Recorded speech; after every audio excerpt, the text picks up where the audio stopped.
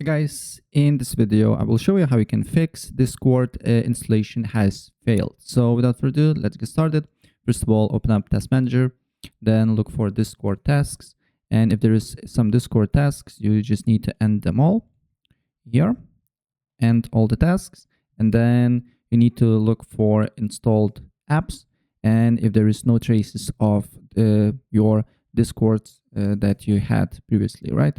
For me, there is, so you just need to press install and install again, right? And then look if the problem persists. If the problem persists, then you just need to write run. And then you need to, on run, you need to write %local app data %, and then look for Discord folder and delete that folder. Then again, you need to write run. And then you need to write %local, not local app data, but app data app data %, right? And then look for Discord folder again here. If you can't delete the folder, this means that on Task Manager you not closed tasks, and then from your cycle bin delete all the files, and then it should work.